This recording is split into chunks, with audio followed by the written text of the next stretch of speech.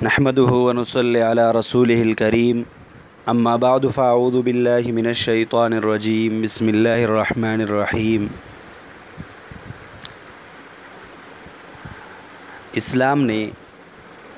تنگ دست اور غریب لوگوں کو خوشیوں میں شریک کرنے کی تاکید کی ہے کہ جب ہم کوئی خوشی مناتے ہیں تو تنگ دست، مفلس اور غریب لوگ بھی ہمارے ساتھ اس خوشی میں شریک ہو جائے۔ اس وجہ سے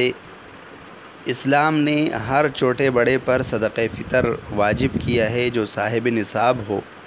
جو شخص استطاعت رکھتا ہو، تاکہ غریب اور نادار لوگ بھی عید کی خوشیوں میں شریک ہو سکے۔ صدقہ فطر کی بہت زیادہ فضیلتیں وارد ہوئی ہے جو آپ نے بارہا سنی ہوگی۔ یہاں پر مقصود صدقہ فطر ادا کرنے کا طریقہ ہے کہ آپ صدقہ فطر کس طرح ادا کریں۔ عام طور پر لوگ پریشان ہوتے ہیں کہ صدقہ فطر کتنا ہے اور کس طرح ہم اس کو ادا کریں، تو اس کا ایک آسان طریقہ ہے۔ یہ طریقہ آپ نے اگر سن لیا تو آپ آسانی سے بغیر کسی سے پوچھے آپ صدقہ فطر ادا کر سکتے۔ صدقہ فطر کن چیزوں سے ادا کی جاتی ہے، اس کے لیے شریعت نے کوئی چیزیں مقرر کی ہے۔ گندم 2 کلو، کھجور 4 کلو، جو 4 کلو، کشمش 4 کلو۔ طریقہ یہ ہے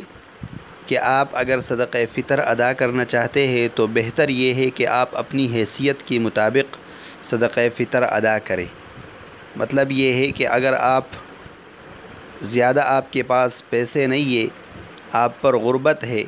تو آپ گندم سے صدقہ فطر ادا کر سکتے ہیں، اور 2 کلو گندم کی قیمت معلوم کر کے مارکیٹ میں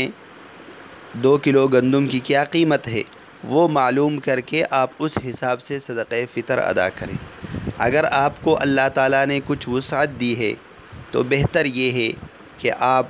جو کے اعتبار سے، جو خالص جو ہوتا ہے اس کے اعتبار سے 4 کلو کی قیمت معلوم کر کے اس کے اعتبار سے آپ صدقہ فطر ادا کر دیں۔ اور اگر آپ کو اللہ تعالیٰ نے اس سے بھی زیادہ وسعت دی ہے تو آپ 4 کلو کھجور کی قیمت معلوم کر کے مارکیٹ میں اس کی جو قیمت ہے وہ معلوم کرے اور اس حساب سے صدقہ فطر ادا کرے۔ اور اگر آپ کو اللہ تعالیٰ نے بہت ہی زیادہ وسعت دی ہے تو آپ 4 کلو کشمش کی قیمت معلوم کر لے اور اس حساب سے صدقہ فطر ادا کر لے۔ اور بہتر یہ ہے کہ ہر آدمی زیادہ سے زیادہ جو صدقہ فطر کی قیمت بنتی ہے وہ ادا کرے، مارکیٹ سے ان چیزوں کی قیمت معلوم کرے، اور جتنی قیمت ان چیزوں کی بنتی ہے ہر اعتبار سے، ہر چیز کے حساب سے وہ ادا کر سکتا ہے، وہ گندم کے حساب سے بھی ادا کر سکتا ہے۔ لیکن بہتر یہ ہے، دیکھیں اصل میں ہوتا یہ ہے کہ یہ جو صدقہ فطر ہے یہ اس لیے اللہ تعالیٰ نے واجب کیا ہے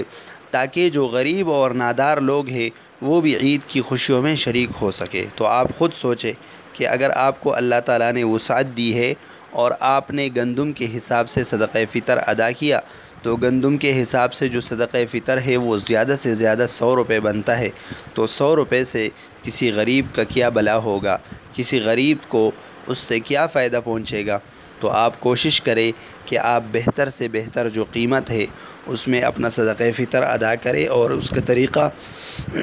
میں نے بتا دیا۔ آسان طریقہ یہ ہے کہ آپ ان چیزوں کی یعنی 2 کلو گندم کی قیمت معلوم کریں مارکیٹ میں، یہی صدقہ فطر ہے، اور یا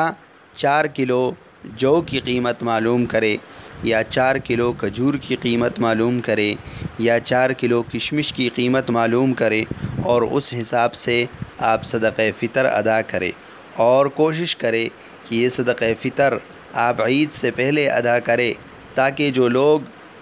عید کے لیے کچھ خریداری کرنا چاہتے ہیں، وہ غریب ہے، نادار ہے، ان کے پاس استطاعت نہیں ہے، تو وہ بھی عید کی خوشیوں میں شریک ہو سکے۔